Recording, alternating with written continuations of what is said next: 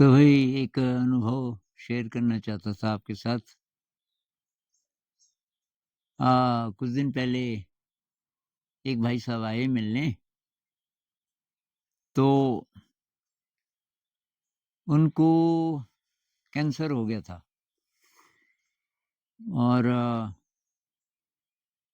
ये किसी जगह शरीर के अंदर कोई कोई बहुत नाजुक एरिया, उसमें कुछ ऐसी गड़बड़ थी कि डॉक्टर ने बोला भाई कि ये अब 2 ऑप्शंस हैं। एक तो आपको लंबे टाइम तक दवाई खानी पड़ेगी और दूसरा ये कि ऑपरेशन कर सकते हैं, लेकिन उसमें 50% चांस भी पता नहीं है कि नहीं है। तो इस भाई ने बोला दवाई तो मैं नहीं खाना चाहता, आप ऑपरेशन कर दो। तो उन्होंने काफ़ी डराया कि ये बहुत डेंजरस है, मतलब ऑप्शन तो है और कोई-कोई बच भी जाते हैं, लेकिन चांस बहुत कम है। तो उसने कहा कि देखा जाएगा, मर जाऊँगा तो मर जाऊँगा। उसने लिख के दे दिया और वो ध्यान करता था पहले से। अब ध्यान का मतलब कोई बचपन से ही कर रहा हो, तब तो शायद ये बीमारी भी आसानी से नहीं होगी। मतलब ये थोड़ा बहुत जो वायरल चीज़ें हैं, वो थोड़ा बहुत कुछ दिन के लिए हो सकता है, लेकिन ये जो सीरियस बीमारियाँ हैं, ये ज़्यादातर बहुत लंबे टाइम के स्ट्रेस के कारण होती हैं। तो इनका यही हाल था। बचपन से ही परिवार का माहौल बहुत स्ट्रेसफुल था, इनके ऊपर ज़िम्मेदारियाँ बहुत ज़्यादा थी और तो वो स्ट्रेस एक तरफ तो जमा होते ऐसी हालत इनकी हो गई थी कि एक-एक दिन ज़िंदगी का बहुत मुश्किल। और उस बीच हो सकता है 2-3 साल पहले उनको मेडिटेशन का पता चला। उन्होंने ये 10 दिन का विपस्सना भी किया और उसके बाद रेगुलर मेडिटेशन करने लगे। तो वो कह रहे थे कि जब मेरा ऑपरेशन हुआ, उस बीच मुझे मेडिटेशन नहीं बचाया और कि मैं कि आपके वीडियोज़ देखता था और उससे थोड़ा प्रेरणा मिलती थी और तो डॉक्टर्स ने भी ये बोला कि यार तू बच गया और तू घबराया नहीं और इतनी जल्दी रिकवर कर गया, क्योंकि बहुत जल्दी उन्होंने वापस, मेरे ख्याल से ढाई 3-4 महीने के बाद वो इस काबिल हो गए कि चढ़ सकते थे, पहाड़ पे भी चढ़ सकते थे। तो इतना क्विक रिकवरी का कारण यही था कि उनके जीवन में मेडिटेशन था। ये बात मैं बोलता ही रहता हूँ, वैसे तो पता नहीं लोग सीरियसली लेते हैं कि नहीं लेते। तो जिन लोगों ने ज़िंदगी भर ये एलोपैथिक मेडिसिन पे ही विश्वास किया हो, वही उनका इलाज रहा हो, तो और मेडिटेशन ट्राई ही ना किया हो, तो उनके लिए ज़रा मुश्किल है। विश्वास करना आपको ट्राई करना पड़ेगा और ट्राई करके तब तब आपको जो लगे तो वो ज़्यादा ऑथेंटिक होगा, बजाए कि आप ऐसे ही मन में बिठा लो कि जी जब दवाई से ही नहीं हो रहा है, तो ध्यान से कैसे होगा? ध्यान से असर होता क्यों है?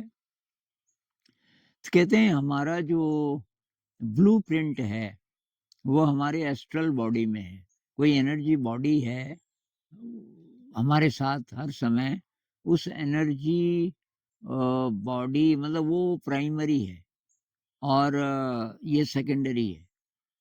तो उसमें उस पर अगर हम असर डाल सकें, एस्ट्रल बॉडी के साथ अगर हम काम कर सकें, तो तब इस बॉडी पे बहुत ज़्यादा जल्दी असर होगा और उसके लिए मेडिटेशन है। तो मैं इसलिए बोल रहा हूँ कि भाई खैर खान-पान का ध्यान तो रखिए ही, क्योंकि शहरों में बहुत मुश्किल है, अच्छा खाना मिल जाए आपको और अच्छी हवा मिल जाए, प्रदूषण ना हो, ये तो हो नहीं सकता।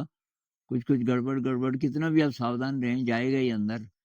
तो मेडिटेशन एक चीज़ है, ये डिटॉक्स है एक तरीके से। एक बार मुझे एक महिला मिली, करीब 80 साल की, अ, और उससे मुलाकात कैसे हुई कि उसकी देखभाल उन दिनों एक ऐसी लड़की कर रही थी जिसको मैं पहले से जानता था। कहीं मिली थी वो मुझे और काफ़ी एडवेंचरस नए-नए अनुभव लेना चाहती थी, बहुत पढ़ी-लिखी। उसकी कहीं मुलाकात हुई इस महिला से और उसको चमत्कार जैसा लगा। 40 साल से उसको कैंसर था, तो वो कुछ दिन उसके साथ रहना चाह रही थी। तो उसने बोला मैं आपकी देखभाल करूँगी जितने दिन मैं यहाँ हूँ और तो वो भी खुश हुई, अकेली थी कि आजा। तो इस महिला ने बताया और सिगरेट भी पीती थी, अंग्रेज़ थी। उसने कहा 40 साल से है ये कैंसर, लेकिन कि मैंने ठान लिया था कि मैं इसको बीट करूँगी कैंसर को, ये रह ले, दर्द होता है, कोई बात नहीं है।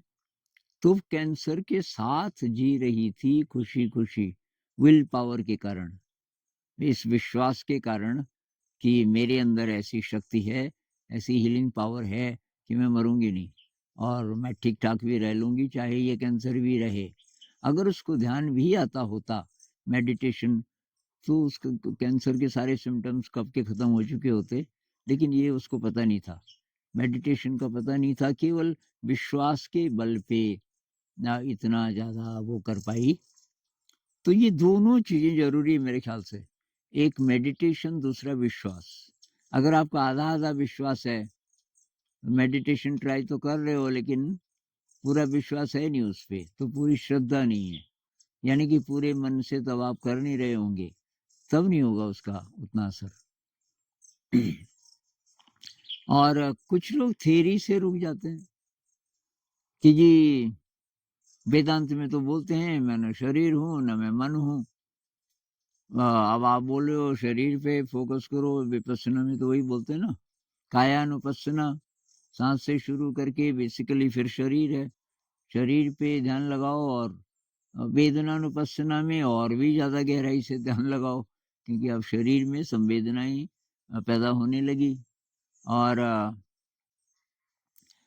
उसमें चित्तानुपස්සना, धम्मानुपස්සना भी है जिसका अभ्यास कम होता है कि भई मन को देखो, मन में राग है कि द्वेष है, कब नहीं है, क्या-क्या उत्पन्न हो रहा है, क्या नष्ट हो रहा है। ये विचार हैं, इमोशंस हैं, इमेजेस हैं, तो इनको भी देखो। तो एक भाई साहब ने बोला कि ये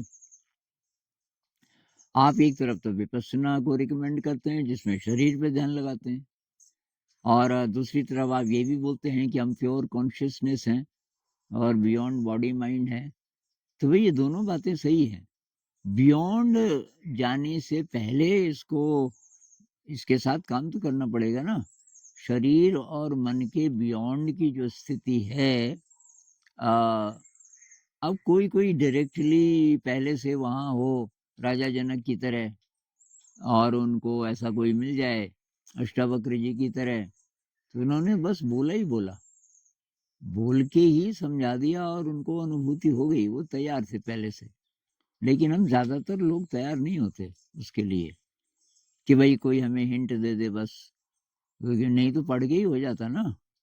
ये उपनिषद में तो वही है ना बिल्कुल प्योर, तो वो बात समझ आ जाती है हमें सीधे। लेकिन ऐसा होता कम है, तो इसलिए विपस्सना भई मेरे लिए तो हमें जे कृष्णमूर्ति जी के साथ था पहले, उनकी बातें तो मुझे सब सही लगी, लेकिन वैसा हो नहीं पाता था। एक ही टेक्नीक थी उनकी ऑब्ज़र्वेशन की कि भई ऑब्ज़र्व करो और शरीर नहीं बोलते थे वो, मन बोलते थे। ये जो विचार चल रहे हैं, देखो, देखो, देखो रुक जाएँगे। मेरे तो रुकते थे नहीं, उतनी एनर्जी थी नहीं उस समय। तो वो उनके लिए बोल रहे हैं जिनके पास पहले से वो एनर्जी है और इसीलिए बहुत सारे लोग बहुत निराश हो जाते थे कि कृष्णमूर्ति जी हैं तो मतलब बहुत उच्च कोटि के संत हैं, लेकिन ये मदद तो कर नहीं पा रहे हमारी। लेकिन कुछ और लोग जिनको उनकी बात समझ आ जाती थी और कोई अनुभूति होने लगती थी, वो कहते थे कि नहीं ये तो एकदम प्योर बात कर रहे हैं और दोनों ही बातें सच्ची हैं, सही हैं।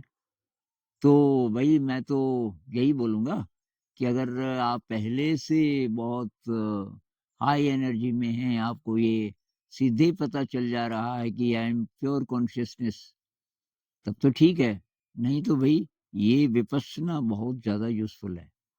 वैसे भी अभी विज्ञान ये बोल रही है, कैंडेस पर्ट ने तो प्रूव किया ये साइंटिफिकली कि हमारा जो सबकॉन्शियस, अनकॉन्शियस मतलब छुपा हुआ जो मन का हिस्सा है, वो हमारे शरीर में फैला है, एक फ़ील्ड की तरह।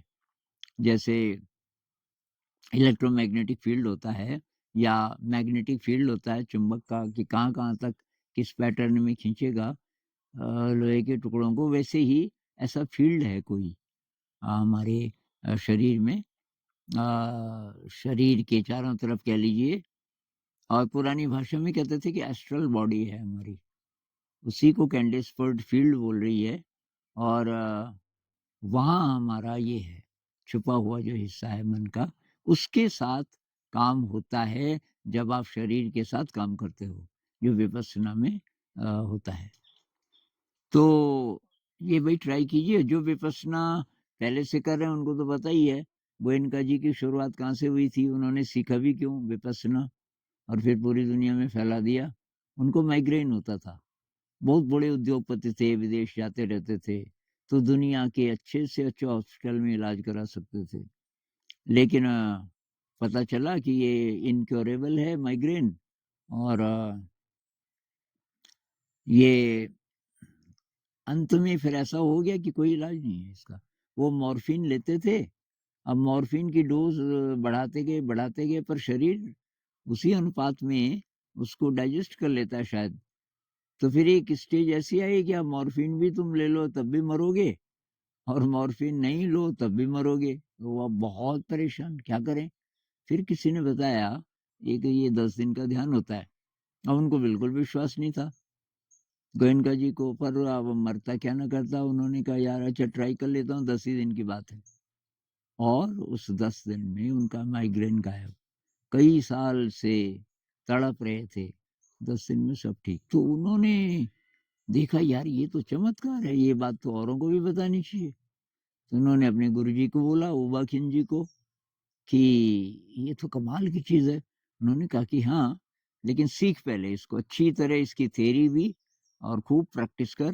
तो कहते हैं 14 साल तक गोयनका जी ने वो जो पाली भाषा सीखी, पाली भाषा में जो लिटरेचर मिला, और फिर ये प्रैक्टिस तो करते ही गए।